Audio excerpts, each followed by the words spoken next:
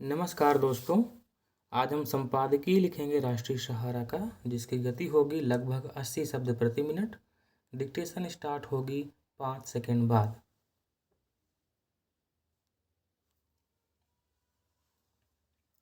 Start. आखिर यह हो क्या रहा है?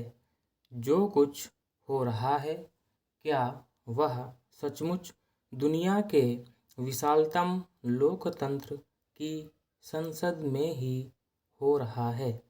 गली मोहल्ले में, खेल खेल में लड़ भिड़ जाने वाले, तू मैं पर उतर जाने वाले, एक दूसरे के साथ धक्का मुक्की करने और पहले तूने गाली दी, तूने धक्का दिया, तूने बेईमानी की, तूने झूठ बोला जैसे गली छाप वार्तालाप में लिप्त हो जाने वाले निठल्ले आवारा लड़कों की याद दिला रही है संसद। संसदीय व्यवहार इतना उथला, अभद्र और अशोभनीय हो चला है कि इस पर कोई गंभीर या विचारपरक टिप्पणी करना भी कठिन होता जा रहा है। आखिर गृह मंत्री अमित शाह ने ऐसा क्या कह दिया था कि आसमान गिरता हुआ लगे या धरती फटी हुई दिखे? अमित शाह ने यही तो कहा था कि आप हर समय अंबेडकर अंबेडकर करते रहते हैं। अगर इतनी रटन भगवान को लेकर की गई होती तो स्वर्ग मिल जाता।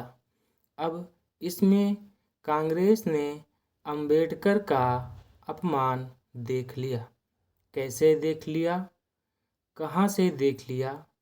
यह कांग्रेस अभी तक नहीं बता पाई है, लेकिन कांग्रेस की देखा देखी विपक्षी इंडिया गठबंधन के हर घटक ने इस कथित अपमान को लपक लिया और अब इनमें से कोई अमित शाह का इस्तीफा मांग रहा है तो कोई मोदी से अमित शाह को बर्खास्त करने की गुहार लगा रहा है तो कोई भाजपा के कथित अंबेडकर के अपमान पर आंदोलन चलाने पर उतर आया है।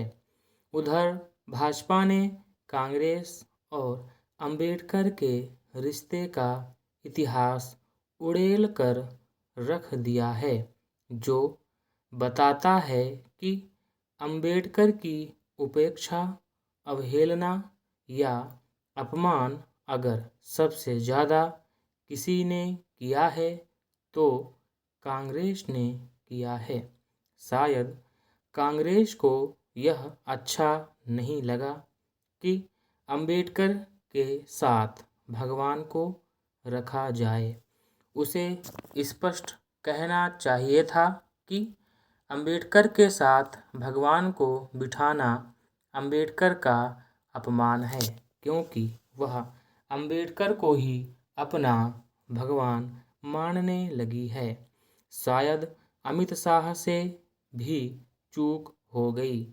उन्हें भी समझना चाहिए कि विपक्षी दलों को भगवान का नाम लेने से मोक्ष प्राप्त नहीं होगा, बल्कि अंबेडकर के नाम की माला जपने से दलित सधेंगे, उसके पक्ष में वोट करेंगे और अंततः सत्ता रूपी स्वर्ग तक पहुंचाएंगे। इस समय भगवान नहीं बल्कि अंबेडकर ही जपने के लिए भगवान हैं, भले भीतर कितना भी कपट क्यों ना भरा हो।